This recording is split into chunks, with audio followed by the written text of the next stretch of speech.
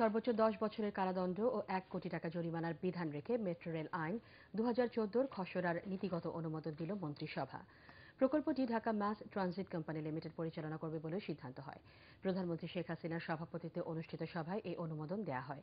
মন্ত্রিপরিষদ সচিব জানান, ভূমি অধিগ্রহণের বিশেষ বিধান রেখে অনুমোদিত হয়েছে আইনের খসড়া।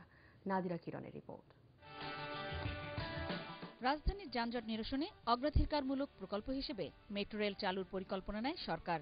এ লক্ষ্যে সরকারের গত মেয়াদে 2012 সালে জাতীয় অর্থনৈতিক পরিষদের নির্বাহী কমিটি একনেক এ প্রকল্পের অনুমোদন দেয়।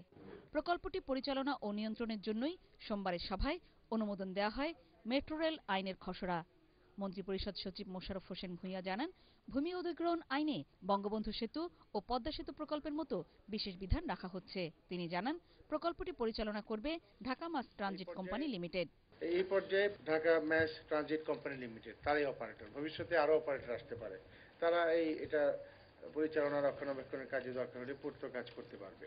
তাদের লাইসেন্স দিতে হবে, কিন্তু ফি দিতে হবে না। ঢাকা পরিবহন সমন্বয় বোর্ডের যে নির্বাহী পরিচালক, তার নেতৃত্বে কমিটি এটা লাইসেন্স দেবে, যাতে দ্রুত ভূমি অধিগ্রহণ করা যায় এবং যারা ক্ষতিগ্রস্ত তারা ঠিকমতো ক্ষতিপূরণ পান, এবং ক্ষতিপূরণ পাওয়ার ক্ষেত্রে কেউ যাতে কোনো অবৈধ সুবিধা দিতে না পারেন, সেই জন্য বিশেষ বিধান রাখা হয়েছে। 9টি অধ্যায় ও 45টি ধারায় আরও থাকছে ভাড়া নির্ধারণ, পরিদর্শক নিয়োগ, দুর্ঘটনা ও আইন লঙ্ঘনে বিভিন্ন মেয়াদে শাস্তির বিধান। যে দণ্ডের কথা বলা আছে এখানে আপনার ম্যাক্সিমাম 10 বছর কারাদণ্ড আছে, 1 কোটি টাকা জরিমানাও আছে। প্রকল্পের আওতায় উত্তরা তৃতীয় ফেজ থেকে পল্লবী, রোকেয়া সরণি থেকে খামারবাড়ি হয়ে ফার্মগেট, সোনারগাঁও মোড় থেকে শাহবাগ টিএসসি দোয়েল চত্বর এবং তোপখানা থেকে বাংলাদেশ ব্যাংক পর্যন্ত বিভিন্ন রুট নির্ধারণ করা হয়েছে।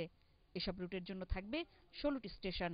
সচিব জানান, খসড়াটি শিগগিরই আইন মন্ত্রণালয়ে যাচাই বাছাইয়ের পর পুনরায় আইনটি আবারও মন্ত্রিসভায় পাঠানো হবে। নাদিরা কিরণ, এটিএন বাংলা, ঢাকা।